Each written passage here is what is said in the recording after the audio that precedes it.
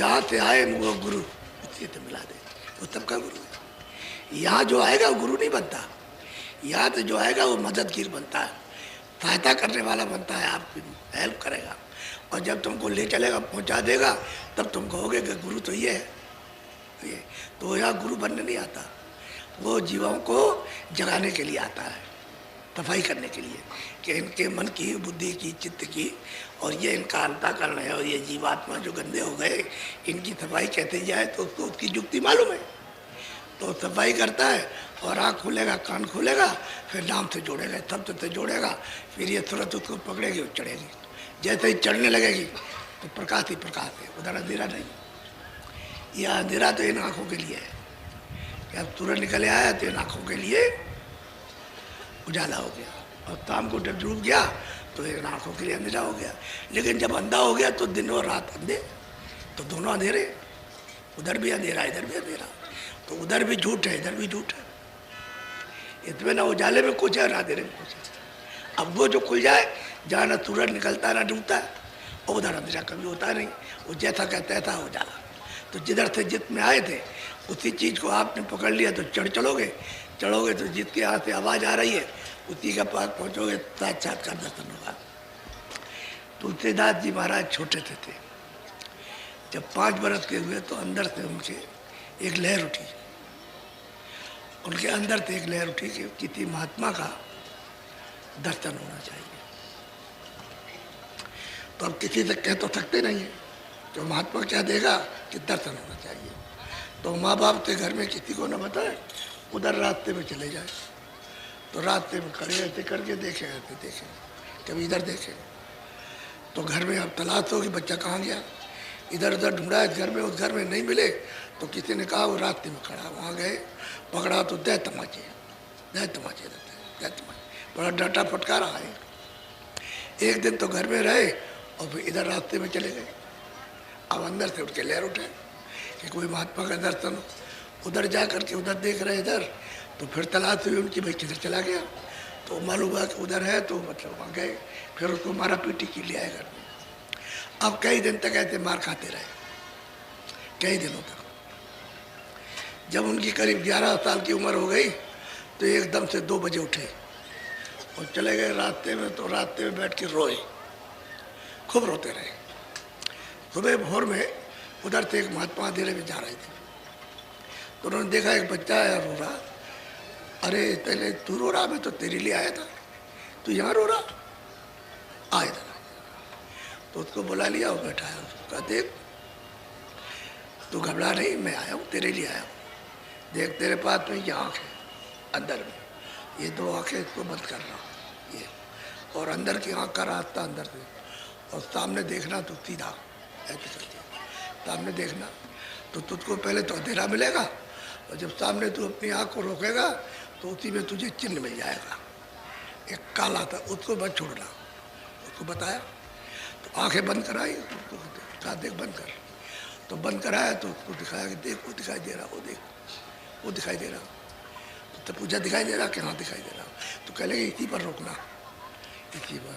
फिर कहा देख आँख बंद करना, कान बंद करना, बाहर से मत कुछ सुनना और ना बाहर से देखना, ये अंदर में तेरे अंदर सूरत में जीवात्मा में कान है, तो तू कहता कान भी बंद कर रहा और ऊंचा ध्यान दे करके गौर से कान से सुनना।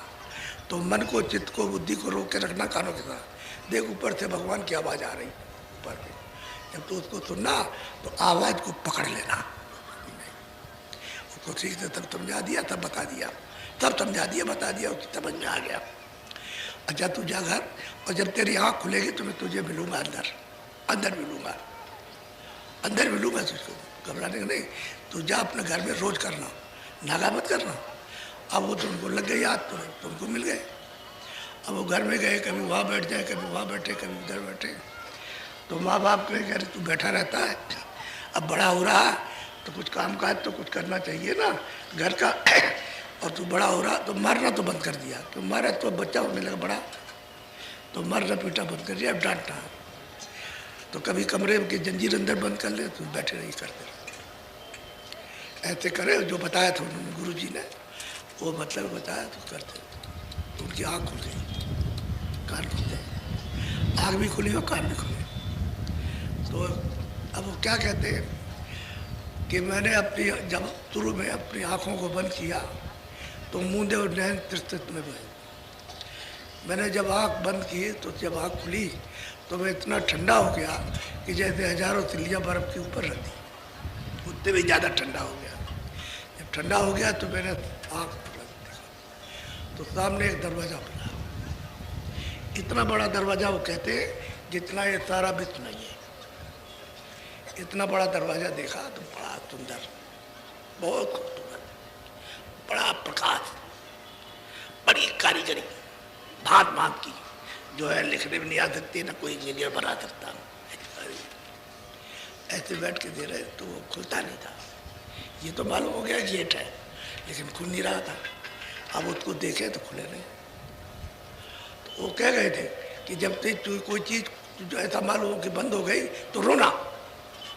तो खूब बैठ के रोए, फिर देखा, फिर नहीं खुला, फिर बैठ के रोए, फिर सारी रात बैठ के रोते रहे, और फिर देखा तो धड़ाक से टूटा, एकदम से टूटा, एकदम टूट करके एकदम सामने। तो क्या कहते हैं कि मोह विलोक राम उत्साही। मैंने जब उनको देखा और उन्होंने मुझको देखा तो हंस पड़ी। उन्होंने कहा देख मेरी आवाज़ पकड़, ये आवाज़, और पकड़ के चला मेरे पास। तो आवाज़ पकड़ ली, जहाँ बैठे थे वहाँ चले गए। तो वहाँ सामने आकर के साथ तीन लोग के मालिक आप, जिसको भगवान कहते हैं, खुदा कहते हैं, जिसको गाड कहते हैं, उस सामने दर्शन हुआ। कहले देख मैं तुझसे बहुत खुश हूँ, और देख मैं रास्ता देता हूँ, तू उधर चला जा रास्ता। तो रास्ता दिया तो उधर माच तो नजर आया। कहते उधर जब गया तो एक बहुत चौड़ा मैदान, सफ़ेद, यदि जितना संसार नहीं उससे चौगुना बड़ा। बहुत पे खड़े हो गए तो देखते क्या है कि ये स्वर्ग है, ये बैकुंठ है, जिसमें कौन कौन लोग राज करते हैं, कितने लोग हैं, उसको देखा कि इस तरह से राज इस पर होता है, ये इस पर होता है, ये होता है। फिर उन्होंने देखा मृतलोक को कि मृतलोक में ये क्या हो रहा है, पाप है, पुण्य है, ये तब।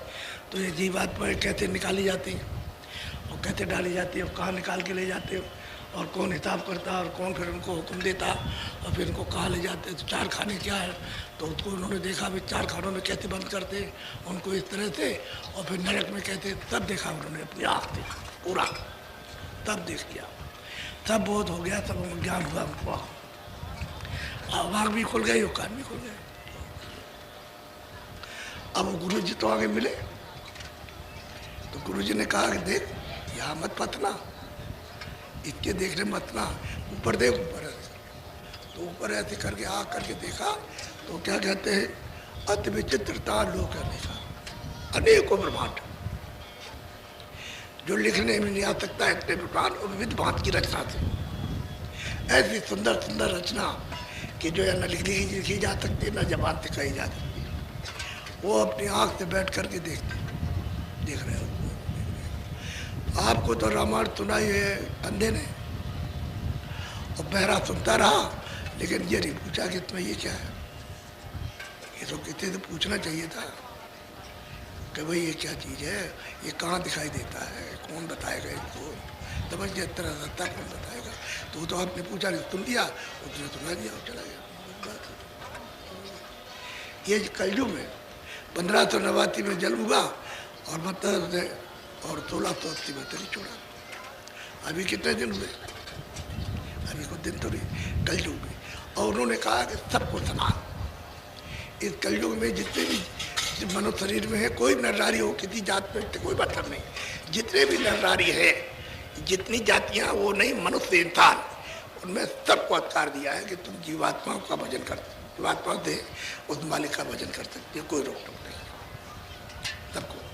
पहले तो नहीं था ऐसा, पहले तो कहा ये नहीं कर सकता, ये नहीं कर सकता, ये नहीं कर सकता, ये नहीं कर सकता, स्त्रियाँ नहीं कर सकती। अब सबको करने का अधिकार मिल गया। स्त्रियाँ कर सकती है, 12 बरस के ऊपर के बच्चे कर सकते हैं, बुढ़े कर सकते हैं, सब कर सकते हैं। जब सबको अधिकार मिल गया कलयुग में मालिक के पाने का, तो आप लोग वो चेष्टा क्यों नहीं करते? वो उपाय करो कि कोई बताने वाला मिल जाए। तो थोड़ा सा जब वो बताए, जैसे उनको बताया, तो अगर वो करते नहीं घर में बैठ कर के, इधर बैठ के उधर बैठ के, उधर वहाँ कर रहे अपना और कर रहे, और उन्होंने कहा हम आगे मिलेंगे, जब हमको ज़रूरत पड़ी तो हम तुमको मिलेंगे, तो आप बताएंगे तुमको। तो करते रहे तो आँख खुल गई।